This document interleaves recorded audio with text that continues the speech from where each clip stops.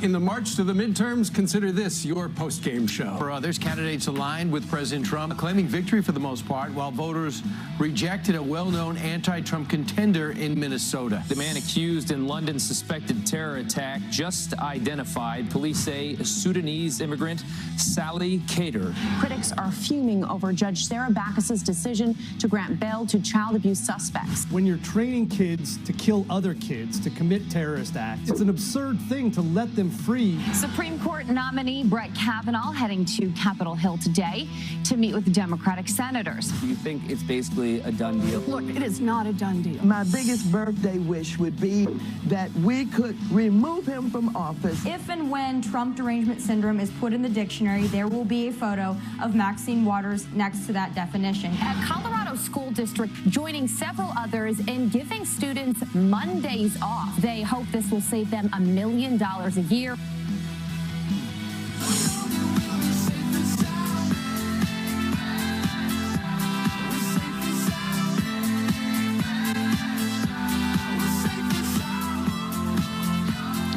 Is that a real horn section or one of those horns that done through an organ? That is, do we know? It's a real garage band. You think it's garage band? They all started there at least. Right. I mean, yeah, most people are in their garage because no one in the house wants to hear you play the horn. It's either a band or an internet business that started in the garage, right? There you go. One of my big regrets was discouraging my youngest from playing the drums. She wanted to play the drums, but I thought to myself, why do I want to hear that?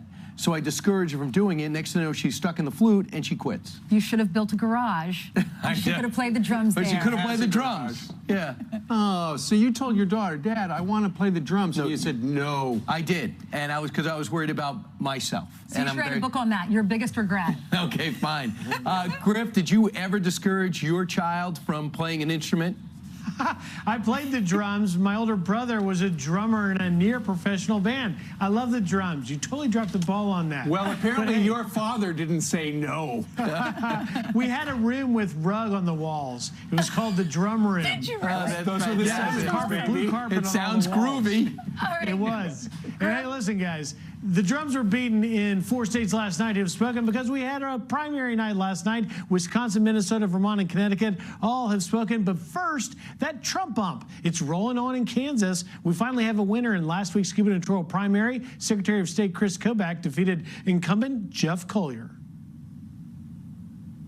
I'm issuing a call to unity for all Republicans as we now gear up and start marching in the general election campaign. It's absolutely essential that we march together. Kobach, who was endorsed by the president, will face Democrat Laura Kelly. Now to Wisconsin. Republican State Senator Leah Vukmir will face Democrat incumbent Senator Tammy Baldwin. Vukmir was backed by the state's leading Republicans, Scott Walker, Reince Priebus, and Paul Ryan, but now she is jumping on the Trump train.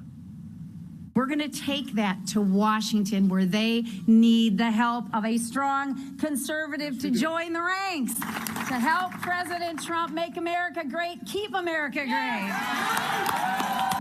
And all eyes were on Minnesota, where Republicans rejected the well-known former presidential candidate Tim Pawlenty in the gubernatorial GOP race for newcomer County Commissioner Jeff Johnson, who aligned himself with the president. Pawlenty suffered from his comments in 2016. You may remember calling then-candidate Donald Trump, quote, unhinged and unfit for the presidency. Also, Pete Stauber, who President Trump endorsed and campaigned with, easily cruised to victory, while embattled Democrat Keith Ellison, the DNC's deputy chair, you see him there, facing a series of domestic abuse allegations, won the Attorney General primary there. Vermont was largely about Bernie Sanders, no surprise there. And in Connecticut, actually, Democrats nominated a Teacher of the Year. What's amazing, guys, we're just over 80 days until then, so go get drum lessons. There you go. Also, in the great state of Connecticut, it sounds like it's going to be two businessmen who are going to square off against each other for governor. And right now, because the current governor, who's going to bow out, Daniel Malloy, his polls are so bad, it's actually a toss-up. In the very blue state of Connecticut, a Republican might, according to the Cook Report, win the governorship. So in the Northeast, that would be the 5th Republican governor, if indeed that does happen, which is pretty astounding because it's generally thought that that area of the country is getting more and more liberal. Hillary won in that state by double digits, but they don't really like the governor there. So we'll see. He hasn't had a good time. And I would just say, keep your eye on this Keith Ellison situation. It's remarkably undercovered, but you have somebody who's a long-time relationship with him claiming he has a son that says there's domestic abuse, and then a second accusation, and this is a high-ranking official in the Democratic Party who got the nomination now on the Democratic side to be the next Attorney General. Well, what happened there, if you haven't followed the story, the son of his ex-girlfriend tweeted out that he saw a video of Keith Ellison pulling his mom off the bed, holding her feet. He says he's seen the video. Keith Ellison said that's not true. And then the woman said, "You're forcing me to defend my son now, who you've called a liar. You know it happened. It did happen." He's saying it's not true, though. All right. Meanwhile, in other news, regarding that New Mexico compound we were telling you about starting last week, where the authorities eventually went in and they tried to rescue those kids in the squalor conditions, living in essentially a building built of used tires.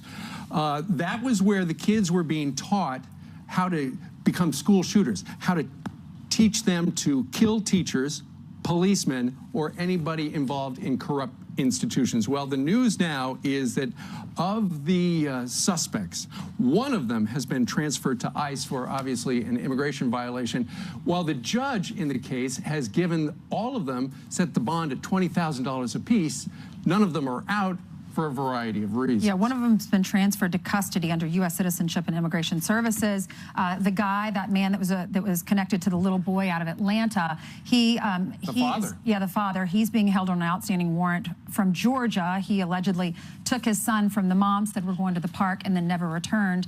And they found the bones of a little boy. And I've heard different reports that they definitely identify him as his son. It sounds like the little 3-year-old boy was missing. He died during a ceremony to cast out demonic spirits. Because he had epilepsy. And the other kids were told the boy would come back as Jesus and then identify different corrupt institutions that they should attack as children. This judge is getting death threats now, and that's never right. But why this judge would, even though they're not out yet, say, okay, we'll give him bail. He says there's some problems with the case. You got 11 kids, they're all starving to death, and they also were being trained to shoot up a school. At the very least, you cannot say these people are in a danger to the surrounding community. To even put a bail number out there is befuddling and disturbing. It shows a lack of seriousness when it comes to what seems like another chapter in the war on terror. It's ridiculous. She said the prosecutors didn't show enough evidence that the kids were being abused. All you have to do is look at that video. Yeah. That video of the filthy living conditions that they were in. Well, that's crazy, according to Jim Hansen, who served in the U.S. Special Forces. We talked to him about 50 minutes ago. I don't know what you have to do to be considered a threat to the community when you're training kids to kill other kids, to commit terrorist acts. It's an absurd thing to let them free on zero evidence that, you know, there's not an attack. They said themselves they're doing it. It's not a question of Islamophobia. It's not a question of some kind of bias against them. It's the facts in evidence saying this was a terror cell training to kill Americans, and we need to treat it like that. Well, and the federal government has got to take this case over. This should not be local jurisdiction. The FBI was there. Why they didn't step up, why the sheriffs had to lead the charge is befuddling and disturbing, and why the feds haven't taken over since. It shows if you put in local officials, especially with a judge like this, it's problematic. Well, next, go ahead. I was just going to say this judge has a history of setting very, very low bail numbers. All right, Brian, go ahead. Yeah, let's talk about Senator Elizabeth Warren. She made headlines last week for all the wrong reasons. She basically called out her Justice Department for being racist from top to bottom. Guess who's upset by that? Everybody that's in law enforcement and their relatives, and demanding an apology. But she continues to make headlines by promising that Brett Kavanaugh will not have an easy time of it. She says this is not a layup for him. She was on with Seth Meyers. Listen to this.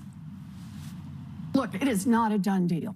Donald Trump has made his nomination, and he picked somebody off a list that has been pre-screened by not one, but 2 right-wing extremist groups. But let's never lose sight of the fact that the Trump administration is the most corrupt administration in our lifetime.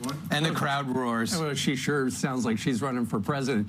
She might not think that Brett Kavanaugh should be the next Supreme Court justice. However, the numbers are on the Republican side. And in fact, a couple of Democrats, Joe Donnelly from the great state of Indiana and Heidi Heitkamp from North Dakota, are both going to be meeting with the judge today. The judge has already met with Joe Manchin. The three of them did vote for Neil Gorsuch. He's going to pass. Yeah, I think he will too. Yeah, Kavanaugh's going to sit down with those individuals. We've heard that he's a nice guy. Maybe he'll convince them that they need to vote for him. We'll see, they're Democrats. Right. They just haven't let go of Merrick Garland yet, and liberal or its leadership is not going to do it. But they have no choice, Ainsley, because they want to desperately hold on to their seat in a red seat in a red state. And with Rand Paul saying, "I'm in," the president's got to be saying, "I don't even need their vote." Right. You know, so Joe Manchin too. All these men and women are going to look to save their seat by doing a show vote, and they'll get the nod from Senator Schumer because all you need is a simple majority. That's right. Because if the people in their state want this guy in, they want Kavanaugh in, they support the president, and they're in a red state. These Democrats, these red state Democrats, they need those constituents to vote for them in November. All right. Meanwhile, almost 7-11 here in New York City, and Jillian's got some headlines and a Fox News alert. A Fox News alert and an update to that story from Italy that we were following since yesterday. Weather and poor construction may be to blame for that deadly Italian bridge collapse. This is a live look now at the aftermath in the city of Genoa, where at least 39 people are dead. Look at that. Italy's transportation minister now demanding the resignation of senior officials involved in construction. Witnesses say they saw lightning strike the bridge moments before it came crashing down. Most of the victims were in cars on top of the bridge before plunging nearly 300 feet. The reward for missing Iowa college student Molly Tibbetts jumps to nearly $400,000. Crime Stoppers says it is the largest reward for its organization in Iowa state history. Investigators are narrowing their focus around areas of Brooklyn, Iowa, where Tibbetts was last seen on July 18th. You can see them here. They're looking at a car wash near that area, a major highway truck stop, her boyfriend's home, and 2 areas of farmland. So far, no suspects have been named.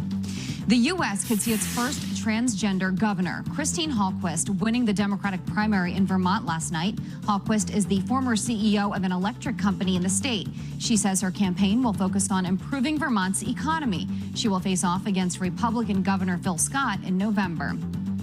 And free beer if your favorite football team finally wins. Sounds like a great concept, right? Unless your team hasn't won in 2 years. Bud Light placing these victory fridges throughout the city of Cleveland. They're locked now, but they will automatically unlock when, I guess, and if the Browns win their first game of the season.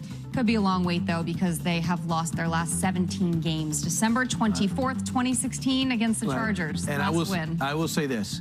I'm watching the Browns on Hard Knocks. It's hard not to like the Browns. No, I know. I'm starting to love this team. Look, you know, you want them to win. So that the door flies open and it's free beer for everybody. I know. It's like you feel bad for the fans. Where's that button? Right. That's the greatest show. They go behind the scenes and they pick one better team. Than this show? Not better than this show. Very it is one of the great shows, I should say. Right. It is good. Yes, they have 2 great quarterbacks, and they have a coach that just lost to his mother, and his brother within a week. Wow. So a lot of built-in drama. Yeah. All right, 13 minutes after the top of the hour, the suspect in the terror attack in London now is identified as an immigrant. Our next guest hunted terrorists for a living and says this is more proof that Europe is in big trouble. Plus, Chuck Schumer is no fan of President Trump's immigration crackdown, but he hasn't always felt that way. For example, people who enter the United States without our permission are illegal aliens. Illegal aliens should not be treated the same as people who entered the U.S. legally. Did someone slip him Donald Trump's script? We're going to bring you the story and his actual comments that he made. Why did he change his mind?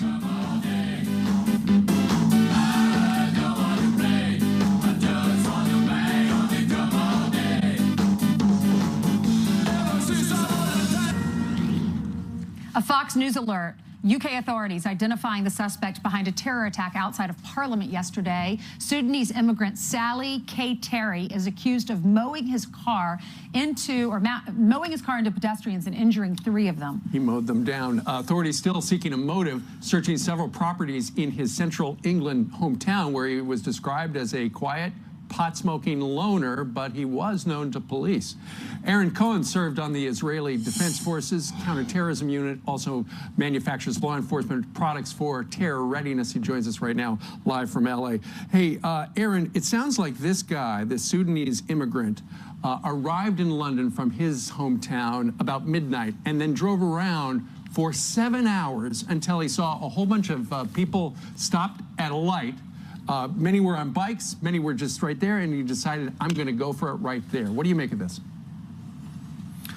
Well, I think what we're seeing, guys, is the next evolution of terrorism, which I'm calling nomad terror. And what I mean by that is you just don't have to belong to a terror group anymore. We've been saying the term, and we've said it, you know, dozens of times, you and I, lone wolf. And I think there's a next evolution that's happening here. And so you don't have to be part of a terror cell. You don't have to be given specific instructions like the hijackers on 9/11. You don't have to be given money. You don't have to be given equipment. You don't have to be given training. You can do everything on your own. All this guy has to do is go online, continue his radical research, and then at the right time, he can jump into a vehicle and he can strike the Westminster building, which is the second time this has happened now in, I think, a year or so. Nomad terror is what I'm calling this, and that's what we're going to keep seeing more of. Aaron, is the original bin Laden al-Qaeda terror network, is that still alive? Are these affiliates of that? I think they're very much alive, but I think that the U.S., I think President Trump unleashing our military and our special operations and intelligence capabilities and starting to recraft our laws has put a major dent on the macro war on terror. But what happens is you smash those and they break up into a bunch of little pieces. That's what we found in Israel. So again, you've got these nomadic terror tribes which start to kind of dissipate. And with the electronic capabilities, with the internet, I think, to answer your question, Ainsley, there very much is a large group terror threat. I think they're regrouping as they're getting smashed overseas, but I think they're pushing this nomadic counter-terror system now on us because it's so much more effective for them. Yeah, first time we've heard that term, but it's hard to stop just a person with a car seeing a bunch of people in the corner, because that is impossible to crack down on. Aaron Cohen, we thank you very much for joining us today from LA. Thank you, Aaron. Guys, thank you so much.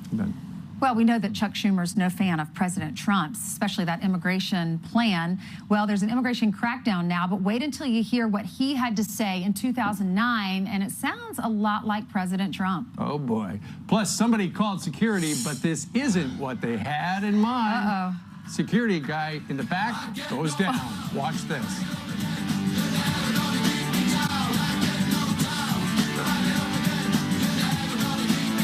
This program is brought to you by... Time now for your news by the numbers. First, $15,000. That is how much more gender and ethics studies professors are making compared to their math and science colleagues. A news report finds that on average, those professors made more than $105,000 in 2017. Next, $25,000. That is how much this Philadelphia mom shelled out for a prom party, and now she's charged with Social Security fraud. Prosecutors say Saudi Schuler claimed that she was disabled, but she kept working. She cost the government nearly $37,000. And finally, number one, Luke Bryan is the highest paid country music star. Sunrise, sunburn, sunset, repeat. $1 million this year. Brian, a lot of money. Right, it's almost as much as Ainsley. Almost. All right, thanks, Ainsley. You're going to love this story. Immigration is a top topic in this country, and especially with this midterm elections. And Senate Minority Leader Chuck Schumer has been an outspoken critic of President Trump's policies. Thanks to the president's actions, we've seen a crisis unfolding on our southern border and across the country. The crisis was willfully and purposefully created by this president through his zero-tolerance policy at the border. We all know how we got here. The situation's a big mess. Right, yeah, how did we get here, and where did you stand? But Schumer hasn't always sounded so opposed to illegal immigration. Here with a look back as Director of Policy Studies for the Center for Immigration Studies, Jessica Vaughn. Hey, Jessica.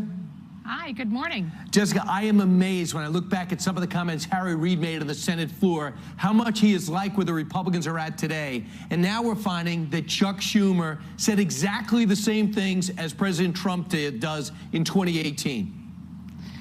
That's right. I mean, it's amazing to see this because, you know, I've been at this on the immigration issue for almost 30 years, and it wasn't as politicized as it is today. Right. It's never been a Democrat-Republican issue until recently. It's been more of a Main Street, Wall Street type thing. And, you know, it's a shame, really. We used to have civil rights leaders like Barbara Jordan supported and endorsed and promoted the kinds of policies that President Trump is now trying to enact. But Jessica, just to back up your theory and how similar they were, Democrats and Republicans, 2009, Chuck Schumer, surrounded by 2018, Donald Trump. Watch on undocumented workers. When we use phrases like undocumented workers, we convey a message to the American people that their government is not serious about combating illegal immigration. Now they like to use the word undocumented because it's more political. I don't use that word. They're illegal immigrants. They came over illegally. Some are wonderful people and they've been here for a while. They got to go out. It's the same. They have the same philosophy. Who's telling the truth? Well, I mean, I think Chuck Schumer will say anything if it thinks it will help him get a bill through that he wants for amnesty or help him get elected. But most mainstream Democrats would be wise not to embrace that and instead try to win back the hearts and minds of mainstream voters by supporting immigration policies that work for our country and that discourage illegal immigration and bring us border security. Yeah. That's what people want, but that's what the Democrats have taken leave of. They're so rattled by President Trump that they're adopting these policies just to throw barbs at him rather than get to a solution for our country that most Americans would support.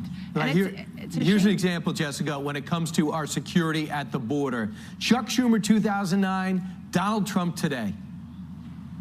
Above all else, the American people want their government to be serious about protecting the public, enforcing the rule of law, and creating a rational system of legal immigration that will proactively fit our needs rather than reactively responding to future waves of illegal immigration. But we want an immigration policy that's fair, equitable, but that's going to protect our people. What the American people are pleading for is sanity and common sense in our immigration system.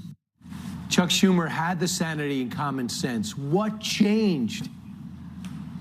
I think a lot of this politicization took place under the Obama administration, where the policies moved so far away from common sense and protecting the integrity of our legal immigration system and in enforcing immigration laws that it's been hard for Democrats to find their way back to the mainstream on this. And clearly that's what voters rejected, that identity politics-driven anti-borders approach.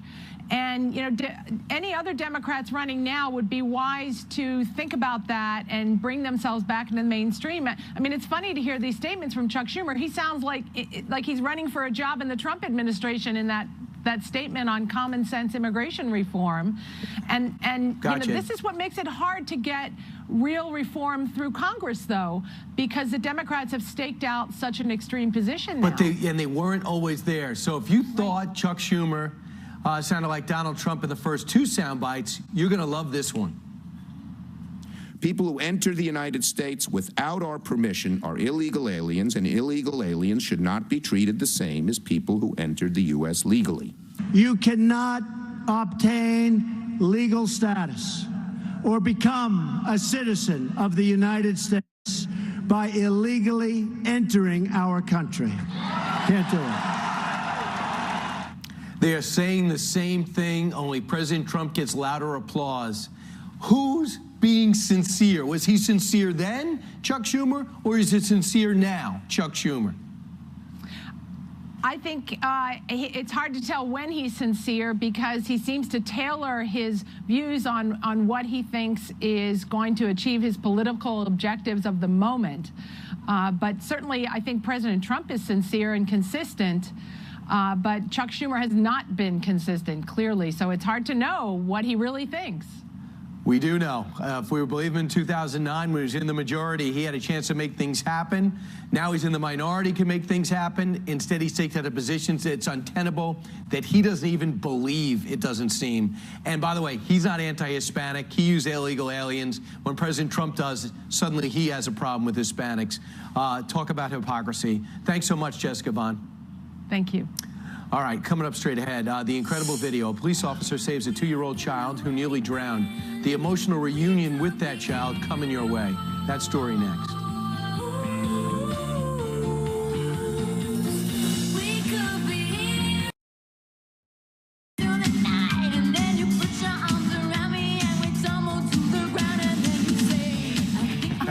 This couple is going viral for their empty nest photo shoot. Vicki and Jeff Piper from Ohio posing for pictures after dropping their youngest child off at college. They even hold, you can see an empty bird's nest as a symbol of their kid-free house. There it is right there behind the banner now. The couple says they did it since gender reveals and newborn photo shoots weren't popular 20 years ago when they were having their kids. So now they're celebrating the kids are out of the house. That is really, Congratulations.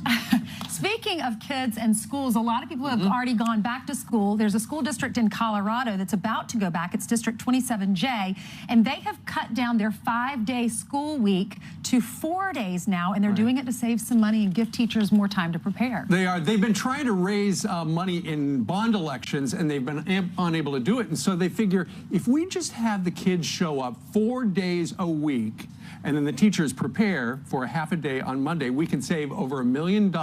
Keep in mind, this is a small school district, just 18,000 kids in all. They can save $1 million by running the buses only 4 days a week, on substitute teachers, and even on utilities. Wow. What about Dress Down Fridays? That can no longer happen, I guess, I imagine. Yeah, they still go to school on Friday. Monday, they don't go to school. Oh, they don't go to school on Monday. Hey, it works in the workplace. I don't see why it couldn't work in the school place. Yeah, and I think maybe the students might be happier about going to school because it's a 4-day week and they have a longer weekend. Still, you're in school more time. Sure. I know that they do it in the workplace, and most of my friends that have a 4-day longer day, they really love it. Yeah. Now, the people that are complaining about it are some of the parents that they work 5 days a week. Now they have to pay for extra child care for their children on Mondays. But I think they're figuring a way to subsidize the people. Keep in mind, if your kid comes home at 2 o'clock in the afternoon every day of the week, 5 days a week, and they extended it to, say, 3:30, something like that, would that...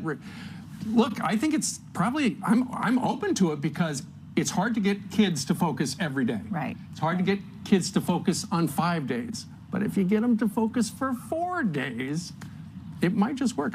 Would you like it? Would you have liked it when your kids were in school? Because Kathy stayed at home, so that would have worked for you guys, right? And then they could have stayed in their pajamas a little bit longer on Monday morning, not had to get up and do all the lunch boxes. What do you guys think out there in TV land? Do you think it's a good day to have your kids go to school 4 days a week, be a longer day, but maybe they would get more done? I would love it. I will tell you, I don't want Hayden to go to school yet because I love having her at home. And if I had one extra day with her, I think it would just be wonderful. Why don't you homeschool her?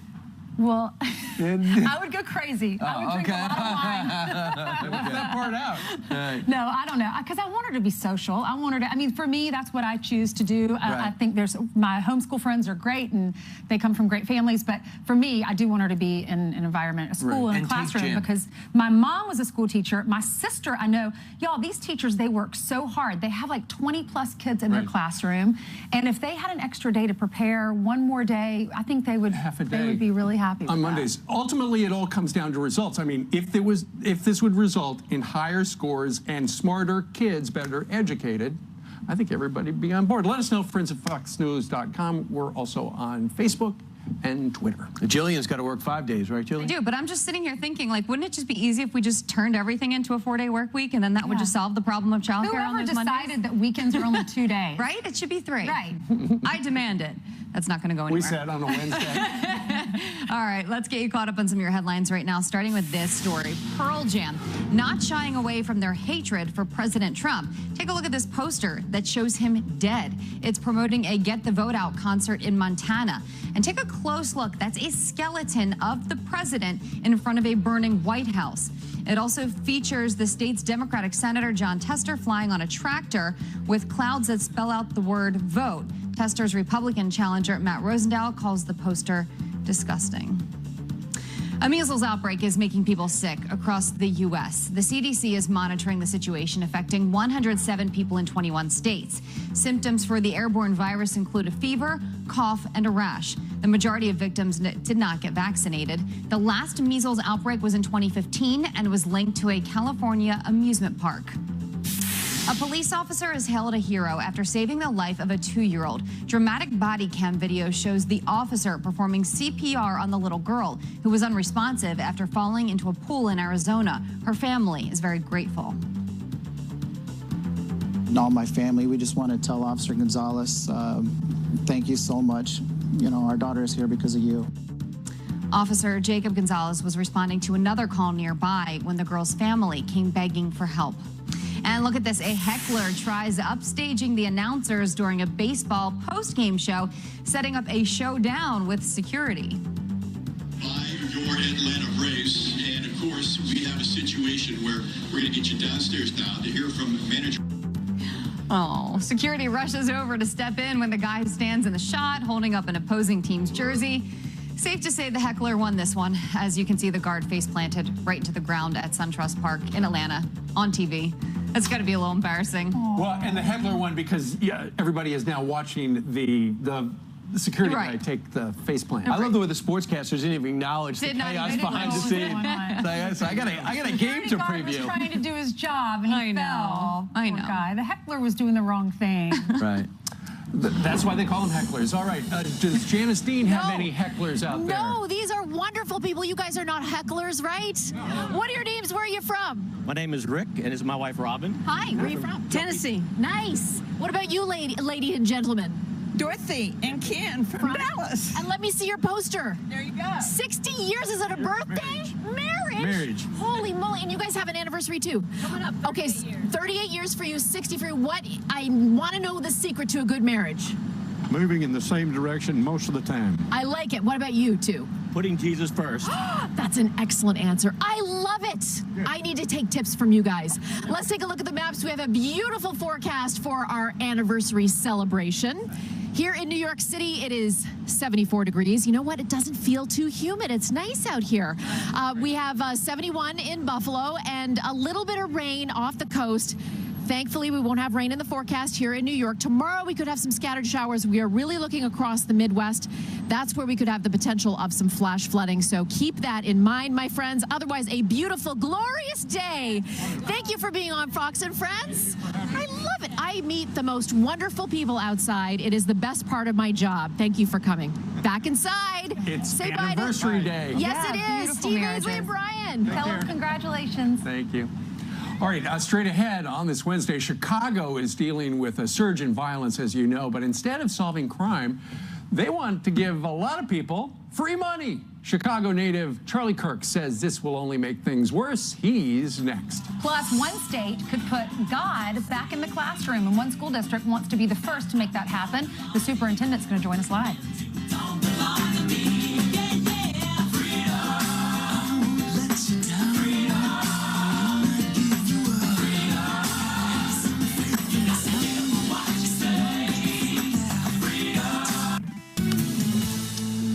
Cash-strapped Chicago, Illinois, facing a major financial crisis. But the solution, according to one Democrat alderman, give out free money. Alderman Eamon Power is proposing $500 a month to 1,000 needy families. Meanwhile, the city's most read newspaper, the Chicago Tribune, firing back to quote the Tribune, Power's plan suffers from a number of flaws, the most obvious being how would Chicago pay for it? Turning Point USA founder Charlie Kirk was born and raised in a suburb of Chicago, joins us right now from our nation's capital. So Charlie, this is the idea by one of these Democrat aldermen out in Chicago for the people who need money. Let's just give them $500 and let's see how that goes. Money they don't have, by the way. Chicago already has a broken pension system, failing public schools, extraordinarily high taxes, and a business climate that is making job creators go out of the state. And here, this, I think, is a continuation towards the road of socialism in America. It's very easy to be generous with other people's money, but it's also horrifying when you don't have that money in the first place. And if you look at the broken cities in America, they are routinely run by Democrats that run the cities into total bankruptcy. You see murder rates go up. You see the public schools completely and totally decline. And Chicago is no different from this. And you see these Democrat politicians that have no answers to why the city's completely broken over the last 80 to 100 years under Democrat control. So they say, oh, well, let's try socialism and let's try taking away money we don't have to try to win over votes. It kind of sounds like it's an election year, doesn't it? It's almost like they want to win over votes, exactly. Exactly, and so a lot of people have been talking about socialism. We've been talking about how popular it all got started with Bernie Sanders. He was on last night with Stephen Colbert, and he says, this whole socialism thing is going mainstream. Watch. Is that the ideas that we have been talking about, almost without exception, Stephen, are now ideas that are mainstream ideas that are supported by the vast majority of the American people. But you know what, Charlie? An hour ago, we quoted a Hill-Harris ex-American Barometer poll that said 76% of Americans would not vote for a socialist candidate. So apparently he's looking at some different numbers. Yeah, I will say this, though. I deal on universities all across the country. I encounter more people that self-identify as socialists or Marxists than Democrats. The next generation is told a complete and total fabrication about the truth of socialism over the last 100 years. And young people are always the first ones to fall in line around the lie and the promise of utopianism. And Bernie Sanders is very smart. He's an extraordinarily manipulative politician where he promises free stuff that we cannot afford to a generation that does not know any better. But you've seen in the ballot box, socialism has not been doing very well in these last couple primary votes. Charlie, I have actually been to some Bernie Sanders rallies, and they love him because for that very purpose. You know, there are a lot of people in the audience who don't have anything. And so the fact that there's a guy up on the stage and he's telling me I'm going to get a free college, I'm going to get a free, you name it, I love that guy. Right, and Marxism and socialism is always built on the best intentions of the public to be able to enrich the elites. It's the politicians that are actually going to benefit from socialism. But this is the most important thing. When I talk to young socialists, they think that Bernie Sanders and those on the left are on the side of freedom. They're not. They're on the side of making government bigger and making our lives smaller. The bigger the government, the smaller the citizen. All right, Charlie Kirk, who runs into a lot of socialists and extraordinarily Marxists on campuses. Charlie, thank you very much. You bet, thanks. All right, 10 minutes now before the top of the hour. A Democrat caught on tape making disturbing comments about his fellow congressman. Watch. Marsha Blackburn, if he says, jump off the Harahan Bridge, she'll jump off the Harahan Bridge. I wish he'd say that. Well, Congressman Blackburn is here to respond in the next hour. Plus, one state could put God back in the classroom, and one school district wants to be the first to make that happen. The superintendent joins us live, coming up on Fox and Friends.